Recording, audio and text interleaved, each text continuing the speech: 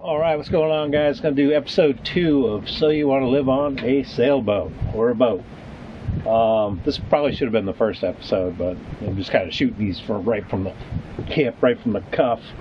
So anyways, this episode is just about one thing, and before you go into buying a boat or wanting to live on a boat, you got to ask yourself, what type of person are you? Okay?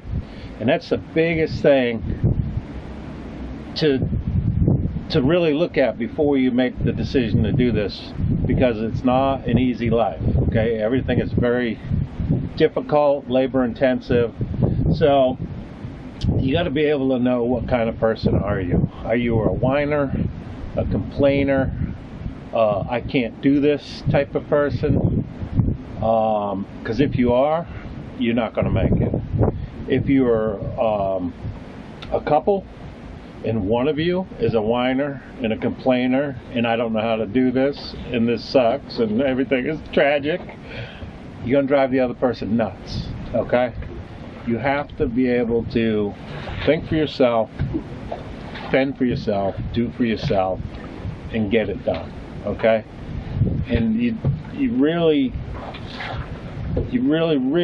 need to be truthful with yourself on that. I'm the type of person, I can get through pretty much anything. You know, yeah, I may want to ask questions about stuff, and of course, or say, shoot, I don't know how to do that, but I'll figure it out.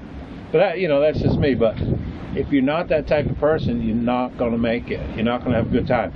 If you can't handle the heat, if you can't handle the cold, can't handle dampness, if you can't handle mold and mildew, if you can't handle smelly situations, because boat bathrooms or boat heads are never pleasant. I don't care what kind of toilet you have, what kind of black water tank, what kind of care you put into it, they stink.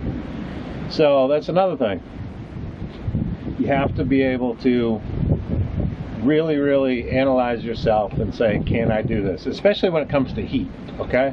Because if you're gonna sit in a marina, there's two different, you know, ways you can live on a boat. You can live in a marina, which is just basically like living in an apartment that floats on the water, or you can live out at anchor and you're out cruising around, traveling around.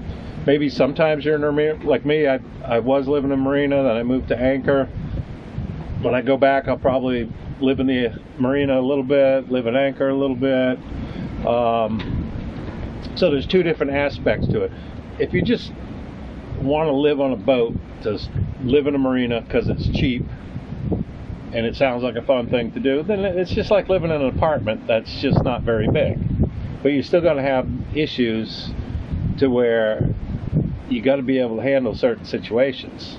Like my first video, I talked about when it rains. When it rains for a week or 2 weeks straight, it sucks because the boat gets damp. Everything's damp. Everything's starting to get a little musty. So if you're gonna whine and cry about that, you ain't gonna make it. You really got to look at yourself and say, do I have what it takes to live on a boat? Because it's like living like 60 years ago, maybe 70 years ago. It's very primitive and it's not easy. So look at yourself first before you make the decision to buy a boat, okay? Because it sounds like fun, but I'm going to tell you, most of the time, it's just a little rough.